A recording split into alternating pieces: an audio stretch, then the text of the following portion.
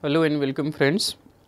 In this lecture today we are going to start a new topic on state and sovereignty, and in this lecture we will be focusing on the introduction part of it to understand the significance of state and its centrality in political theory or in political discourse, and we will discuss different conceptions of state and sovereignty by discussing the argument of Hobbes, Locke and Rousseau. So, in any political discourse in modern times, state is at the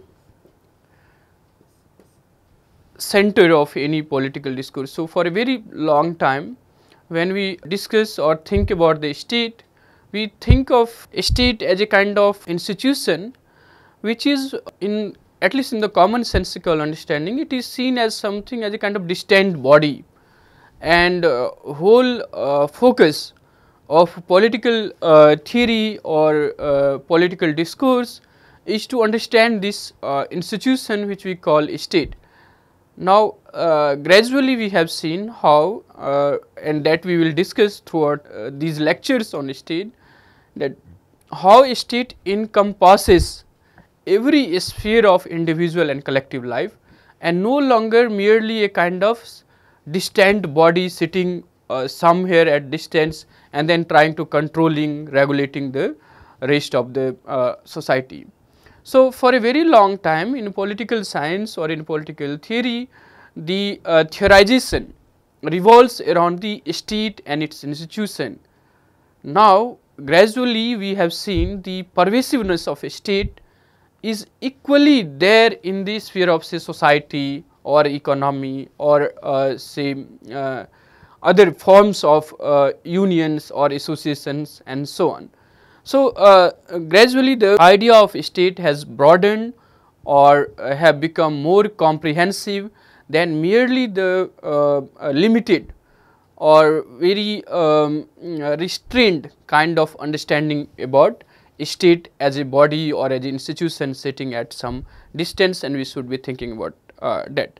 Why state is central to any political discourse? That all the concepts that we have discussed, say for example, equality, liberty, justice and so on, it is understood or it can be explained only through its relationship with the state. A state is an institution which ensures the condition of justice, ensures the condition where individual can exercise maximum freedom and so on. So, state is therefore central to any political discourse in modern times.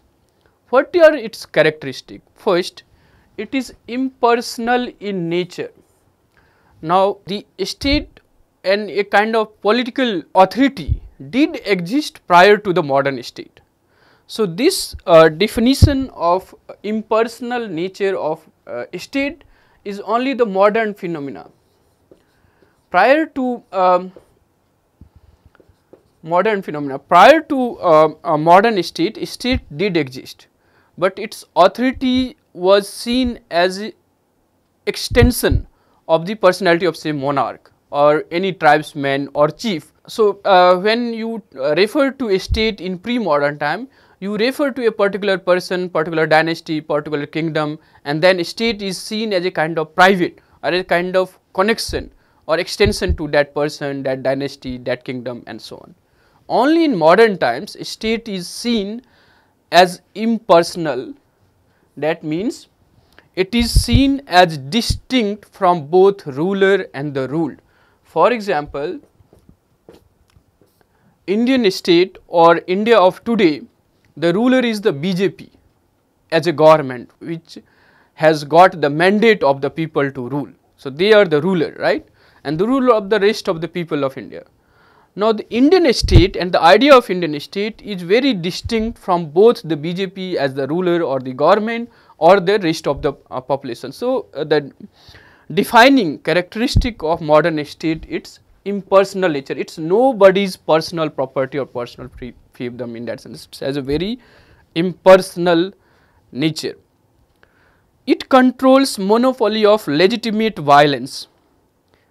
Now, that characteristic of state which gives it monopoly of legitimate violence, that we need to understand why state is central to political discourse. So, no other authority or institution or association can unleash violence or can control and subject others in the position of victimhood or so on. That exercise or that use of violence will be regarded as unlawful or illegal, and that person who is committed in such violence or such acts may be subjected to laws and coercive institution of state like police, army and so on. But a state in modern times has monopoly of violence. This monopoly of violence you can understand by this idea that a state can legitimately, if it has not abolished death penalty, can take the life of its citizen by following the procedure established by law. So, that means it legally has monopoly of violence. So, within a demarcated territory, it has unquestionable in a sense its action is subject to criticism or scrutiny, but it has the monopoly of legitimate violence. So, the institution like army, police, paramilitary forces, prison, court and so on are the representative of this idea that state in modern times has monopoly of legitimate violence.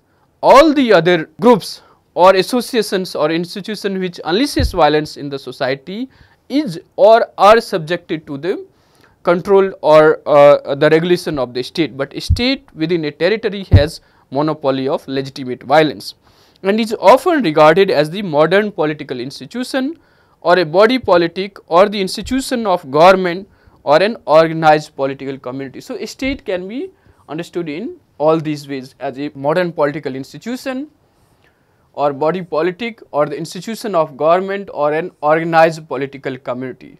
So, the idea of stateness is about extension of state from its limited institution or its limited understanding to understand how this idea percolates down to every sphere of individual and collective life. The state has absolute sovereignty over a defined territory. So, this concept, what is sovereignty and how it gives the state power and authority within a given territory, we will discuss in the second part of this lecture. But modern state has absolute sovereignty over it within a defined territory. There are some common attributes of a modern state, and these are: a state is a public institution and not a private entity. So, modern state or modern Indian state cannot be said it is the say BJP's state or Congress state or someone else's state. But prior to modern state in India, we could say there are British rule in India or say Mughal rules or Gupta's rule and so on. So, the state was seen as an extension of a particular individual, dynasty or kingdom and so on. Only in the modern time, state is seen as a public institution, impersonal in nature and not a private entity. Sovereignty as the basic feature of the modern state, and what that sovereignty is, we will discuss in the second part of this lecture.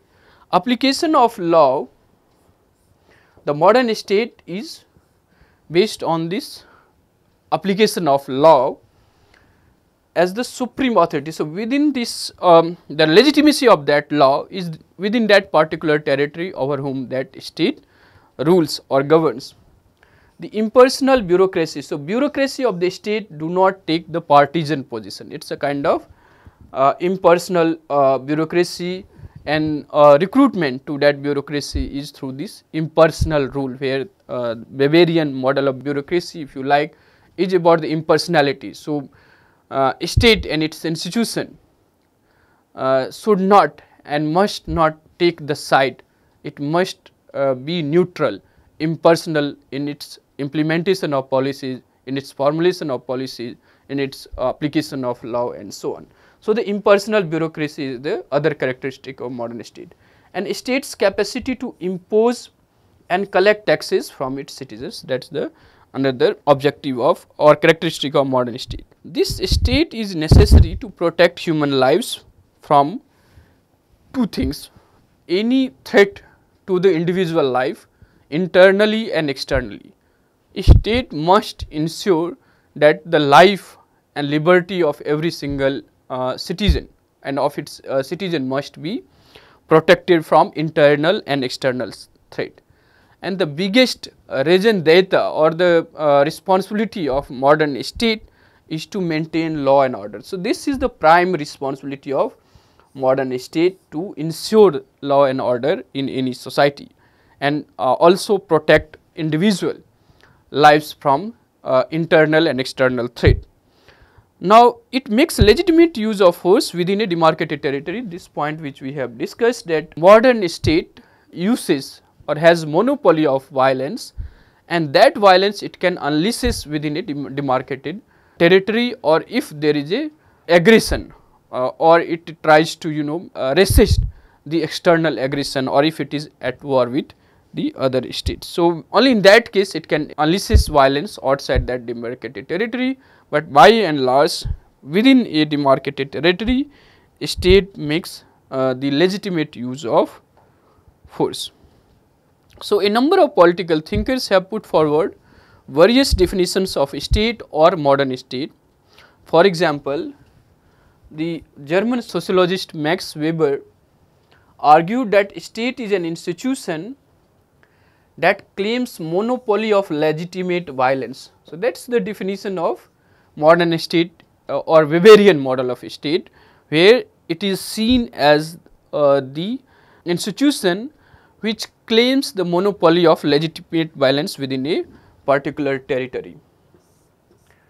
So, these are two things. First is the monopoly of legitimate violence and territory. So, territoriality, monopoly of legitimate violence is very central to the Weberian conception of modern state. However, he also said that the use of force is not the only attribute of the state, but it is a central one. So, the state therefore is by nature a coercive institution. So, it restricts, it put a limits to the individual actions and movement if it is against the wider law and order and so on.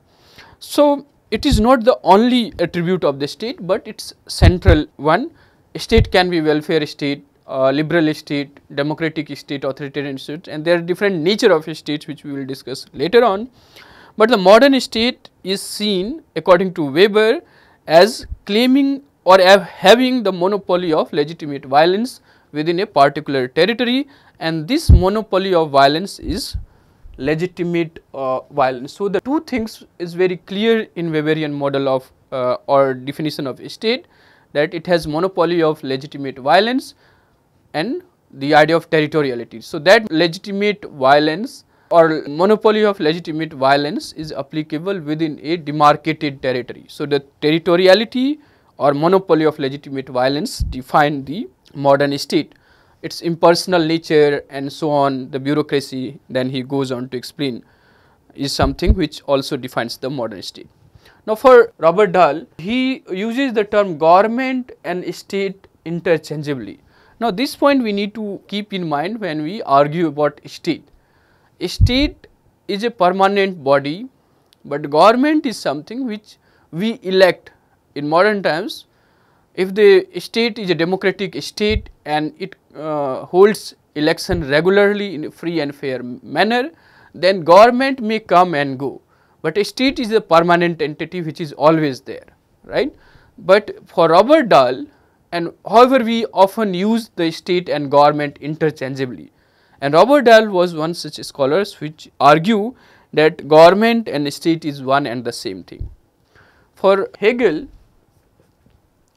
the state is seen as a kind of march of God on the earth. So, for him, a state is the realization of morality on earth, or more precisely, state is the divine idea as it exists on the earth. So, remember the idea of monarchy or the king as the divine representative on the earth, and the divine rule of pre-modern state was based on that conception that king is the representative of God on the earth. Similarly, in modern times, Hegel argues that a state represents the universal will, or it is the upholder or the protector or ensures the realization of morality on earth, and therefore he sees a state as the divine idea that can exist on earth. So, the state is seen as the representative of such high order moral, ethical principles and values.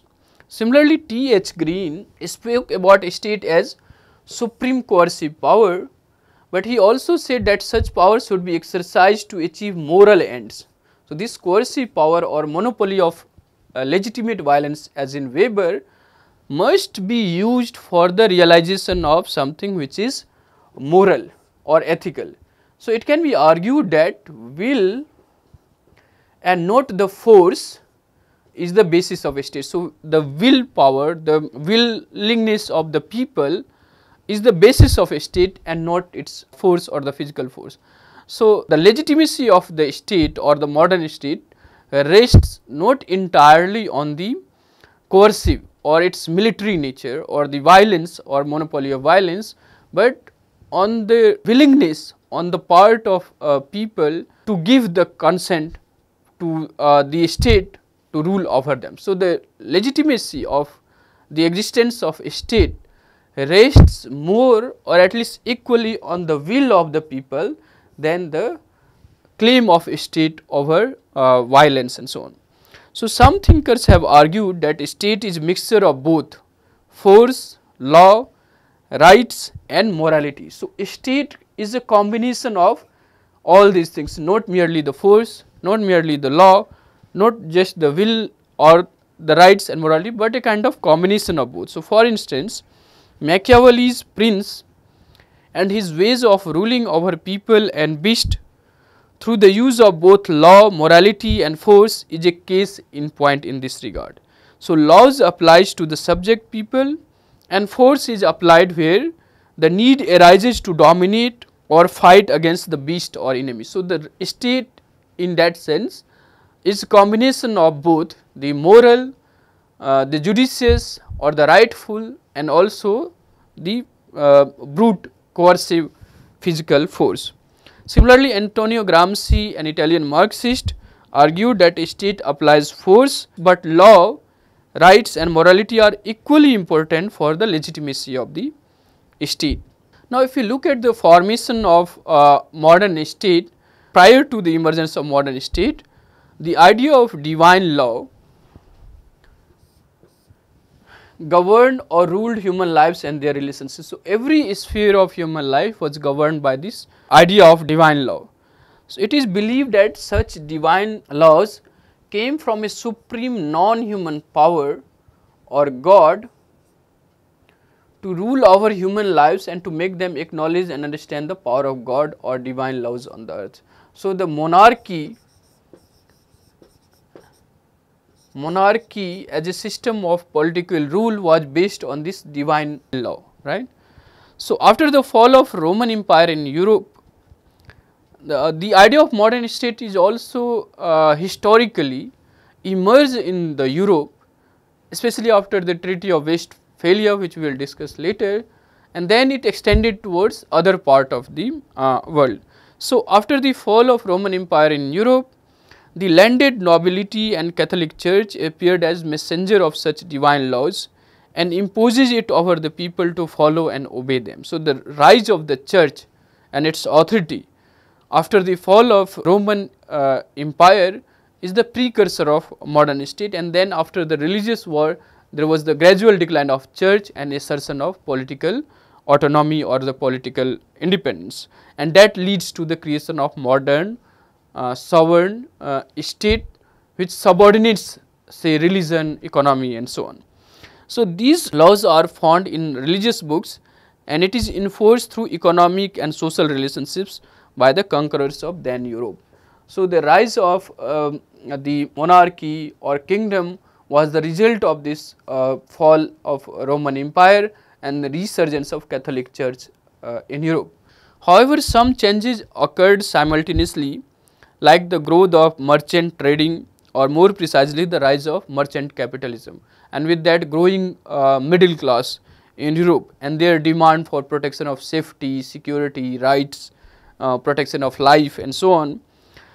leads to the creation of modern democratic or representative form of government, which would be impersonal, which should not be the extension of a person or a dynasty. So, there were significant changes in the 16th and 17th century in the old setups of social relationship or social transformation in Europe. So, 16th, 17th and 18th century was the period when there was a new discourse about human being, the fate of human being, idea of dignified life or the idea of legitimate rule, ruled based on the people, the natural right and so on, and that leads to a new discourse about the political authority and the political organization of the state and its legitimacy, whether it should be based on this idea of divine right, and the legitimacy of a state and its existence should be justified in the name of divine right, or it should be based on the consent of the ruled or consent of the people. So, the whole argument about the social contract or the Hobbes, Locke, Rousseau and so on are reflection or representative of that kind of churning that was going on in the political discourse. So, although the divine laws were still ruling over the people or their psyche, the monopoly of church was declining. So, gradually there is a kind of assertion against the authority of the church or the Catholic Church. So, the Church of England was the first such resistance against the interference of the religious authority in the matters of politics, and from then on there is a kind of emergence of absolutist state asserting its independence that further leads to the representative or modern democratic state in Europe. So, what was happening, that divine law was still ruling over the people, the monopoly of church was declining, and as an outcome of religious wars, new system of political rule emerged. Thus, the modern system of state that we have emerged out of the Treaty of Westphalia in 1648, which believes that all states are equal. It divides the world into different states, and all states are regarded as having the equal status in the eyes of the international. So, in any international debates and discussions or forum, all the states are treated equally without any consideration to their territorial size or the size of their population. All states have equal status in the international forum. So, for example, in United Nations General Assembly, a state like India and USA has same vote as say Papua New Guinea or a smaller state like Bangladesh or so on. So, the emergence of modern system of a state or modern state is the result of this Treaty of Westphalia in 1648 after the 30 years of religious wars, which witnessed the emergence of autonomous political sphere in Europe, independent of church and religion. So, that assertion of the independence and autonomy of the state, and which we also discuss as the idea of secularism, where the religion must not interfere in the matters of politics. So, politics and religion is seen as separate, and church as the religious authority must not interfere in the matters of politics, which is the domain of monarchs. So, the absolutist state and their resistance against the interference of the church or the Catholic Church was the result of modern state. Further on, Renaissance and religious reforms movement in the form of Protestant ethics, which focused on the individual rights and his or her entrepreneurship that enables him or her to lead a dignified life. So, this Weberian idea about the rise of capitalism in Europe is the result of the Protestant ethics. Similarly, in the political field, the idea of a dignified life or the individual having certain rights, individual must take actions concerning his personal life and so on, is the result of this discourse of Renaissance and religious reforms movement in the forms of Protestant ethics. It further led to the beginning of new thinking about organizing self and the community lives in Europe, and their focus was on rationality or reasoning capacity of individual. So, individual as rational being or having the capacity to reasoning must make their lives worth living for, or in other words to live with dignity. To live with dignity is to have the condition where individual can take the decision concerning about his or her life, and each individual is regarded capable of taking such decisions because he or she is rational.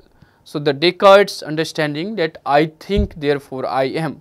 So, that thinking is the reflection of this new discourse in Europe about how to lead a good life, and this idea, this new discourse lead to a new kind of creation of political structure which recognize the individual, his dignity, and protect his or her rights to create the condition in which he or she can live a dignified life. So, the whole structure of modern state revolves around this new understanding of self and the community, and how state ensure those conditions where such life with dignity is possible.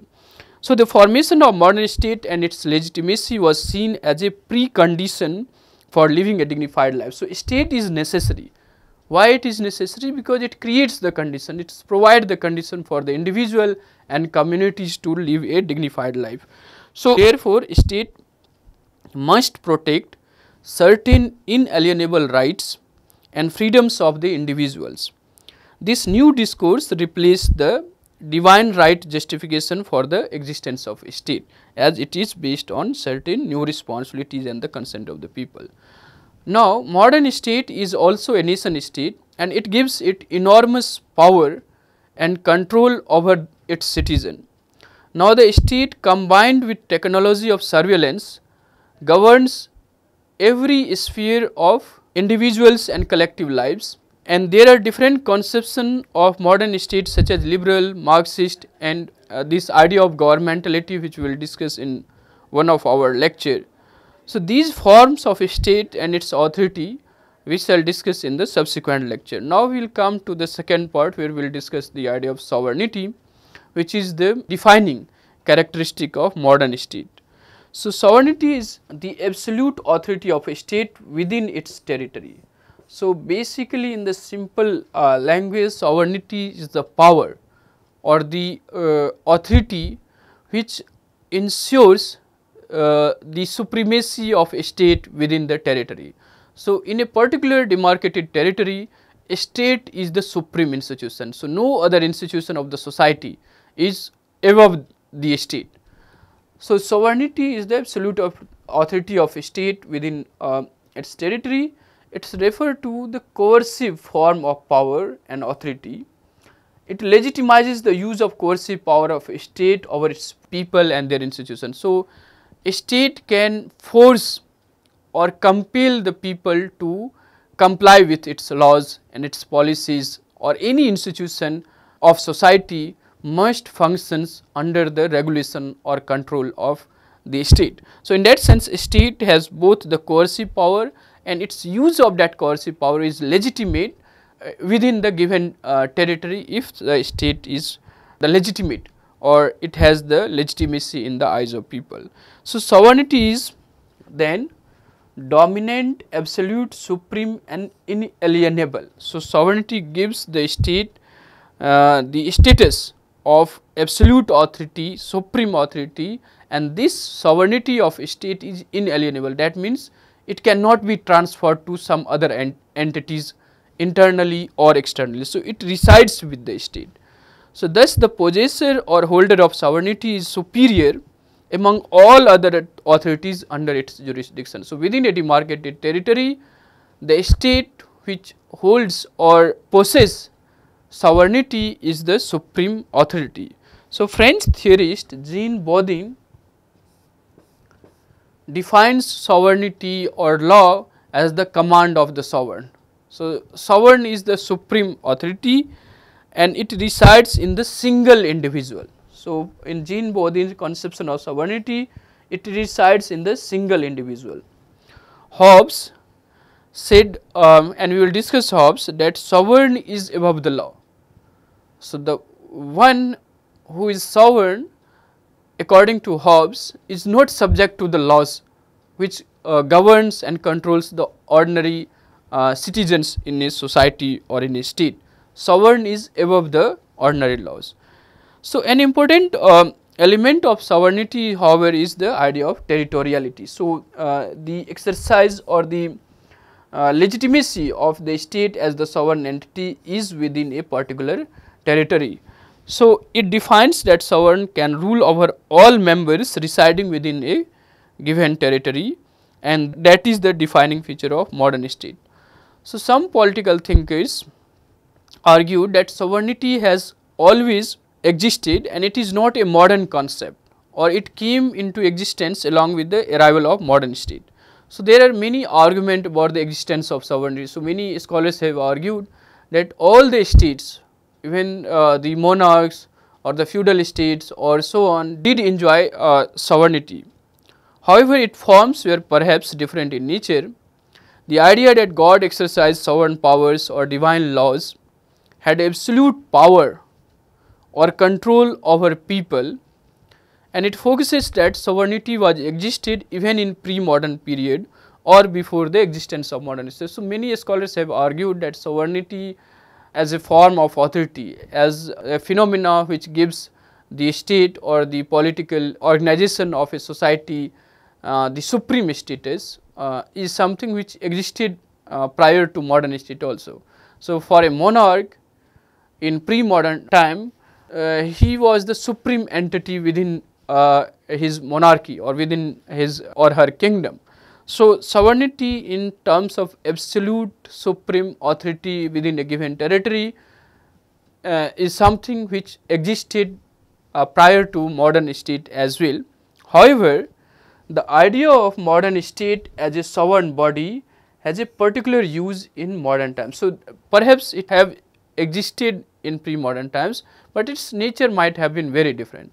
Now, in modern times, modern state as a sovereign entity has two dimensions. First, within its internal demarcated territory, it is the supreme authority. So, the citizens of a particular state must abide himself or herself by the laws of that particular state. So, every sphere of individual and collective life within a given territory is governed and controlled by the state, and within that territory there cannot be outside interference, or any external authority must not interfere in the internal matters of the state. So, that is the guiding principle of modern inter-state relationship or the foreign relationship, where all the states treat other states as sovereign and thereby independent or supreme authority within that given territory of that particular state. So, internally a state is regarded as a supreme authority, and externally state is treated equally. So, this point we have discussed, that even the smaller and the bigger state has the same or equal status in the international forum and regarded as the legitimate representative of the voices of their people internationally. So, on the international forum, that particular state is regarded as the authoritative voice or the representative of the voices of their people. So, Indian state or Indian Prime Minister in the international forum represent authoritatively or the legitimate representation of the voices of people of India. So, that is the understanding of modern state, which is also a nation state, and its sovereignty has two dimensions. Internally it is regarded as the sovereign, and externally it is treated as equal at par with the other states and representative of the voices of their people. Now, if you look at these three scholars and through them we try to understand this idea of state and sovereignty. So, starting from Thomas Hobbes, he wrote a text in the beginning, or he is regarded as the first modern political thinker for his understanding of this state and why we should obey the state, not because state exists for some divine purposes, but the very creation of a state is based on the consent of the people, and once we give the consent to the state, we must obey the state. So, his theory of political obligation is a kind of radical departure from the earlier understanding of political obligation. So, for the existence of a state, he argues that the individual's life in the state of nature, which is a hypothetical state, which is believed to have no law, no security and no authority to arbitrate disputes and protects the life of individual. So, in that state of nature, there lies an atmosphere of tension and fear of violence, of war of all against the all. So, in that state of nature where the very life of individual is at constant threat and everyone was at war with each other, there cannot be progress, there cannot be order, there cannot be any development. So, when the very survival of the person is under threat, there is no possibility of any progress, any development or any growth for the individual and for the society. Now, to regulate, to ensure order or to establish order in such a state of nature, there was necessary to come together and have a contract, thereby trading certain rights of the individual to the sovereign, who can be a person or a body of person, and this person he called the sovereign, which is the result of the people living in a state of nature where the condition of life is nasty, brutish and short. Everyone is at war with each other and there is all pervasive violence and constant threat to life, and therefore, individual came together to form a sovereign which will establish the order in the society, and that will lead to a kind of protection of life, and that will lead to further progress and development and so on. Now, the creation of the sovereign is the result of the people coming together and giving away or compromising certain rights. Now, the subject must establish a mutual contract to obey a common authority. Now, this idea that all the people living in a state of nature come together to establish a mutual contract to obey a common authority who is the sovereign, and this sovereign he gives the name Leviathan, and they must obey his commands. So, here for the first time the idea of political obligation is not embedded in some religious or the cultural discourse. It is a very scientifically, objectively explained, in a sense that people came together themselves to create a sovereign which is Leviathan, and that creation of Leviathan is the coming together of the people. So, the basis of the existence of the sovereign is not in divine right or not some religious discourse, it is the people coming together creating a sovereign. Now, once the people decided mutually to form a sovereign, then it is the responsibility of the people to obey that sovereign or the command of that sovereign. So, they cannot reject the commands or the orders of the sovereigns, and therefore, the people must obey the commands of the sovereign.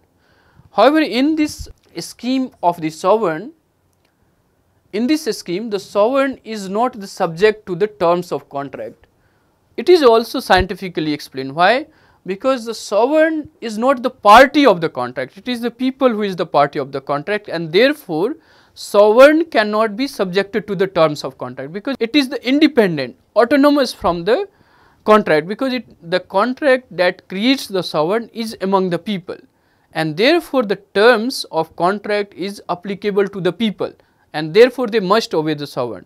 However, the sovereign himself is not party to the contract, and therefore, is not subjected to the terms of that contract.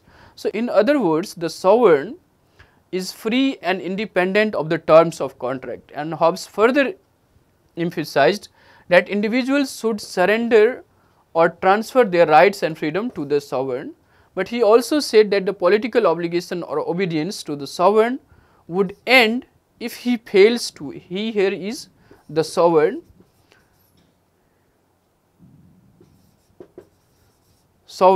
if he fails to protect individuals from war and violence. That means, if the sovereign fails to protect the life of the people, then people can defy or reject to follow the command or the order of the sovereign, because the very purpose of coming together and creating the sovereign is to protect one's life. If that is not being protected by the sovereign, then people may not obey the sovereign. Otherwise, people must in all conditions subject or surrender himself or herself to the order or the command of the sovereign. So, there are criticisms to Hobbes' concept of sovereignty, and critics have argued that Hobbes leave the individual at the mercy of sovereign.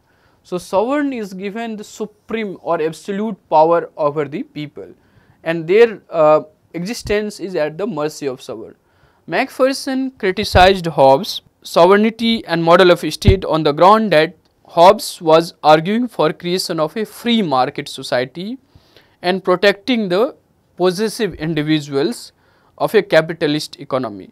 So, the kind of behavior that Hobbes is arguing in the state of nature was actually the way individual behaves in a competitive market economy. So, it is not really the state of nature, but the market economy that Hobbes is talking about, and he wanted the state to enforce the contract, enforce the order in that society, whether that kind of bourgeois or the possessive individual can interact for commerce, trade or industry and so on. However, what we find in Hobbes is a kind of creation of absolute all powerful sovereign who is independent of any covenant, he is not part of that contract, and citizens are duty bound to obey the sovereign. So, why we should obey the sovereign is rationally scientifically explained, because we ourselves come together and form the sovereign body, and therefore, since that sovereign body is our own creation, we cannot defy, we cannot disobey that sovereign. Only condition of disobeying is when that sovereign fails to protect the life of the individual. Otherwise, we must in all condition, in all circumstances subject or surrender ourselves to the command of the sovereign. So, there is a kind of absolute or all powerful sovereign in the Hobbesian understanding of sovereignty. Now, in Locke what we find, however, is a kind of minimal or it is kind of accountable or what you call limited sovereign. So, Locke did not support an arbitrary or absolute sovereign power or sovereignty like Hobbes.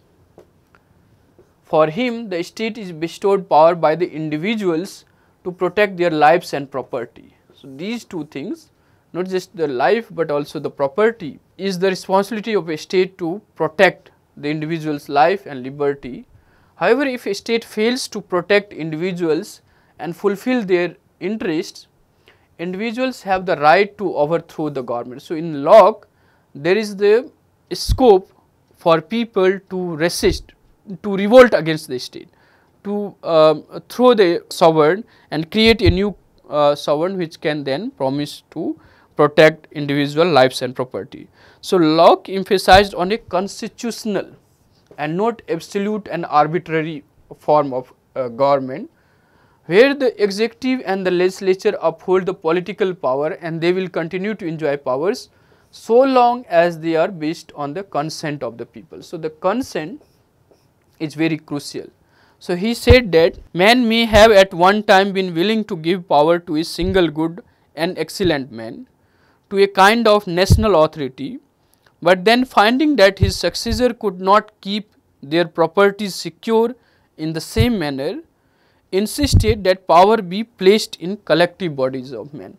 So, there is the possibilities of throwing the governed and the sovereign and creating a new sovereign for the protection of individual lives and property. So, thus Locke was against absolute form of monarchy or any kind of absolute government. So, he talks about a limited government based on the consent of people which can protect the individual lives and property.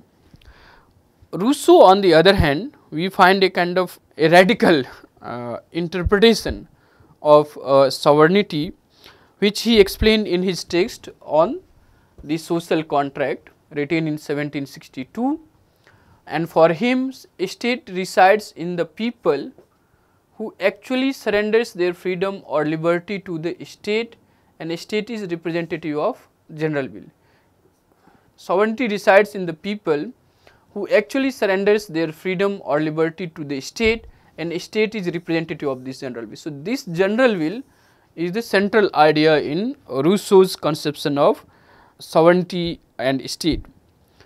So, a state formed by a social contract should treat every individual as equals.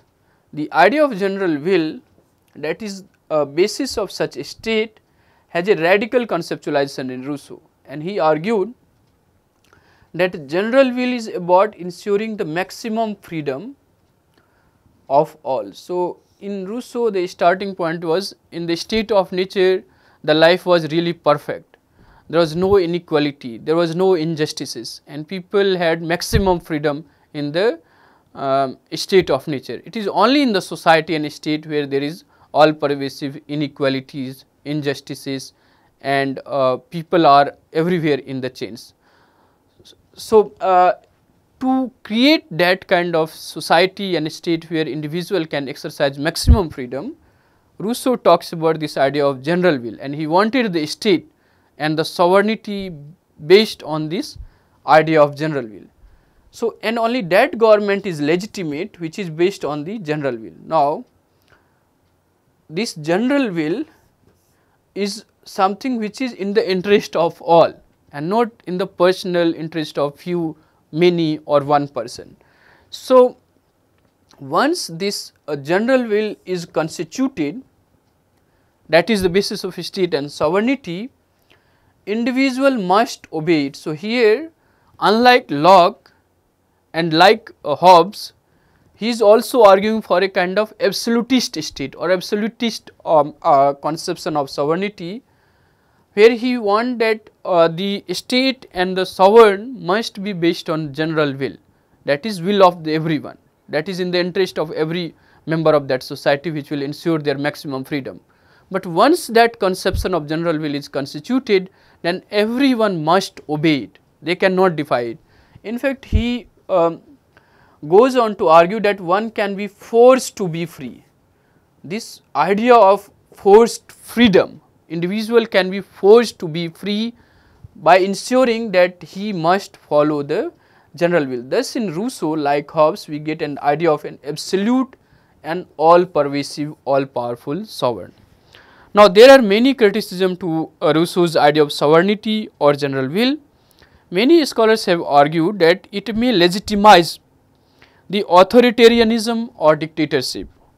So, for Rousseau, general will can be the will of all people or few people if they are working in the interest of all, or it can be the will of a single individual. So, the general will not necessarily require the consent of everyone, it may be the will of only few if they are working in the interest of everyone, or even one person who is working in the interest of everyone in the society. So, that may lead to legitimize some dictators or some undemocratic authority who claims to work on behalf of people or in the name of general will, they may legitimize their undemocratic actions. So, now this idea of general will as the will of all or few or even one person gives a lot of scope to governments or rulers to justify their undemocratic action in the name of general will. So, that is the kind of understanding that we have in Rousseau about the idea of sovereignty. So, in summary, what we find in Hobbes and Rousseau, we have the absolutist conception of sovereignty, where within a demarcated territory the sovereign body is the supreme body. In Locke, where we have a kind of limited or a kind of accountable sovereign, where the existence of sovereign is based on its ability to protect the individual life and property, and B, it should be based on the consent of the people. So, people have right to overthrow the sovereign in Locke, but in Hobbes and Rousseau what we find, once you create the sovereign, it is your obligation to obey the sovereign in all circumstances. So, Rousseau go to the extent of forcing the individual to obey the sovereign in the form of general. So, these are some of the debates about the idea of state and sovereignty. In the next class, we will discuss about different forms of state and sovereignty like liberal, Marxist and so on. So, on this lecture you can refer to some of these readings like Rajiv Bhargav and Ashokacharya, Political Theory and Introduction. There is a chapter on state, and then Martin Conroy, The State and the Political Theory you should refer to, and also John Hoffman and Paul Graham, The Introduction to Political Theory is a useful resource to understand the conceptualization of modern states. So, that is all for today's lecture. Thanks for listening. Thank you all.